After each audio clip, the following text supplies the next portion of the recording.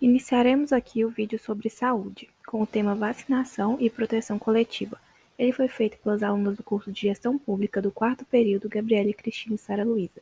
Nesse vídeo, iremos apresentar diversos aspectos sobre a vacinação, como sua importância, seu histórico no Brasil, quais as vacinas disponibilizadas pelo SUS e iremos até a importância da vacinação no período da pandemia de Covid-19. Primeiramente, sobre a importância da vacinação, é importante salientar que é um dos métodos mais seguros e eficazes para o combate de doenças infecciosas e também contra a proliferação de vírus em uma sociedade. O impacto positivo da vacinação é tão grande que, segundo a Organização Mundial de Saúde, OMS, evita de 2 a 3 milhões de mortes por ano. Além da proteção individual promovida pelo fortalecimento da resposta imune no corpo, a vacinação promove uma proteção coletiva que gera maior segurança para todos. Por essas e tantas outras vantagens, é muito importante não deixar de se vacinar. Para reforçar essa ideia, trouxemos mais 3 motivos. São eles: doenças que parecem inofensivas podem causar complicações e atingir estados graves.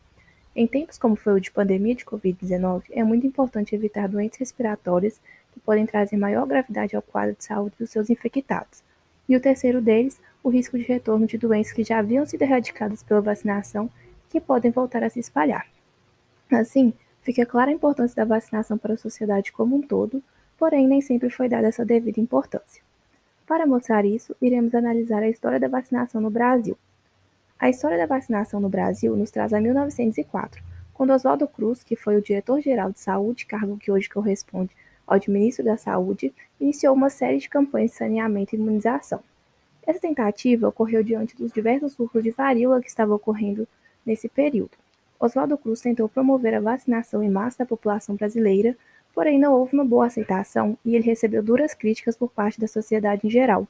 A implementação da vacinação no Brasil não foi fácil e precisou de uma forte conscientização para que a população entendesse sua importância e aceitasse se vacinar. Mais de um século depois, o reconhecimento da importância das iniciativas de Oswaldo Cruz e também sobre a vacinação são inegáveis e incontestáveis. Atualmente, o SUS, Sistema Único de Saúde, oferece aos brasileiros diversas vacinas em mais de 34 mil salas de vacinação espalhadas pelo país. Contamos hoje também com o PNI, que é o Programa Nacional de Imunizações, que é promovido pelo Ministério da Saúde. Ele apresenta bons avanços na implementação da política de vacinação no país, com parcerias com laboratórios e produção de imunobiológicos de modo nacional. Assim, hoje as vacinas são em grande parte disponibilizadas pelo SUS, de forma gratuita e permitindo fácil acesso à população a esse tipo de imunizante. Dentre as vacinas ofertadas pelo SUS estão BCG, hepatite B, hepatite A, pentavalente, DTP, VIP, VOP, meningocócica C, pneumocócica 10, rotavírus, tríplice viral, HPV, febre amarela, varicela, DT, influenza, além das vacinas de campanha e a vacina contra o Covid-19. Mesmo com a oferta das vacinas pelo SUS e seu fácil acesso para a população, nos últimos anos vem ocorrendo uma queda nos índices de vacinação no Brasil. Para que exista proteção coletiva e o país seja blindado contra doenças, o recomendável é que entre 90% e 95% das crianças, no mínimo, estejam imunizadas. Esse percentual não vem sendo atingido e desde 2018 acontece uma queda de modo crescente entre os anos, que é o que podemos observar nos gráficos referentes aos anos de 2012 a 2021. Entre os fatores para a queda da adesão à vacina estão a dificuldade e abrangência devido ao tamanho do país, a falta de conhecimento e também os mitos sobre a vacinação. Outro motivo é até mesmo paradoxal. Segundo especialistas, uma das causas da baixa vacinação é justamente a eficiência das vacinas, que ao longo dos anos foi responsável por erradicar doenças que até então eram frequentes e deram uma falsa ideia de segurança, como se essas doenças não fossem mais um risco. Porém, essa segurança é diretamente dependente da vacinação, principalmente no período da infância. Falando mais especificamente do período da infância, é o período de maior importância para se vacinar, já que vacinas aplicadas na infância protegem de doença ao longo de toda a vida e é uma época em que o organismo e o sistema imunológico estão em grande desenvolvimento. Mesmo com toda essa importância, os pais não estão vacinando as crianças como deveriam, e as campanhas de imunização têm obtido resultados bem abaixo como esperado, como mostra o gráfico de 2019, que representa os índices de vacinação infantil contra 4 tipos de doenças que a vacina possui proteção efetiva. Agora falaremos sobre a história da vacinação no Brasil, que sempre viveu de altos e baixos. Criada ainda no tempo imperial, as vacinações compulsórias motivaram revoltas populares, mas década após década, o Brasil foi ganhando espaço como um dos países mais preparados para campanhas vacinais, como veremos a seguir. Em 1837, no Brasil Império, foi estabelecida a imunização compulsória contra a varíola nas crianças. Em 1903, o diretor-geral de Saúde Pública do Brasil, Oswaldo Cruz, estruturou a campanha contra a febre amarela. Em seguida, Oswaldo iniciou sua luta contra a peste bubônica. Em 1908, um novo surto de varíola e o reconhecimento internacional de Oswaldo Cruz fez a população aderir em massa à vacinação. Foi em 1960 que o país deu um salto nas mobilizações nacionais e em 1961 foi realizada a primeira campanha de vacina contra a poliomielite. Em 1966 foi criada a campanha de erradicação da varíola, quase 200 anos após a catalogação da primeira vacina contra a doença.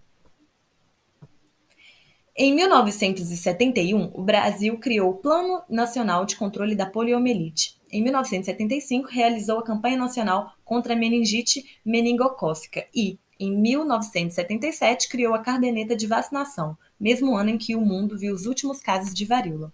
Foi criado, em 1981, o Plano de Ação contra o Sarampo e, em 1986, nasceu o personagem Zé Gotinha, um símbolo da vacinação infantil e incentivo para as crianças irem acompanhadas pelos seus pais aos postos de vacinação. Por fim, em 1989, a poliomielite tornou-se uma doença eliminada pela vacina no Brasil. Foi em 1991 a preocupação foi com a vacina contra o tétano em gestantes. Em 1997, foi implementada a vacina contra a rubéola no pós-parto. Em 1999, o Brasil realizou a campanha nacional contra a gripe na população acima de 65 anos e incorporou a vacina contra a febre amarela no calendário de vacina. O novo milênio começou com a introdução da vacina tetravalente no calendário no ano de 2002. 3 anos depois, a vacinação contra a influenza passou a abranger também os indígenas, gestantes, crianças, trabalhadores da saúde, além dos idosos.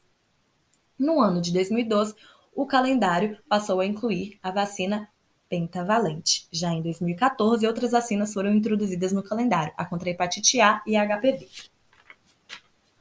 Em 2021, o Ministério da Saúde anunciou a aquisição de doses de vacina hexavalente em substituição à vacina DTPA. Por fim, devido à pandemia, foi incluído no calendário a vacina contra a Covid-19. Agora falaremos sobre a vacinação e a pandemia de Covid-19. O período da pandemia trouxe à tona a importância da vacinação no enfrentamento de doenças infecciosas. Foi necessário desenvolver uma vacina para o vírus ainda pouco conhecido e no menor tempo possível. O Ministério da Saúde apresentou o Plano Nacional de Operacionalização da Vacinação contra a Covid-19, uma medida adicional de resposta ao enfrentamento da doença. Diversos países entraram em uma corrida pelo desenvolvimento da vacina que conseguiria combater o vírus.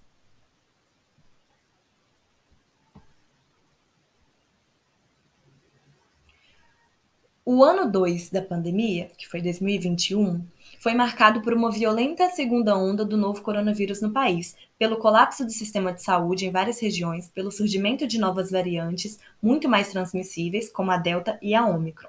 De janeiro até o fim de 2021, o país atingiu a sonhada marca de 80% de sua população-alvo completamente vacinada. Com a vacinação, foi possível conter a proliferação do vírus e, aos poucos, retornar às atividades essenciais. Os números da campanha de vacinação do Brasil foram 776 milhões de doses distribuídas, 399 milhões de doses aplicadas, 91,5% da população com a primeira dose, 85,8% da população completamente vacinada.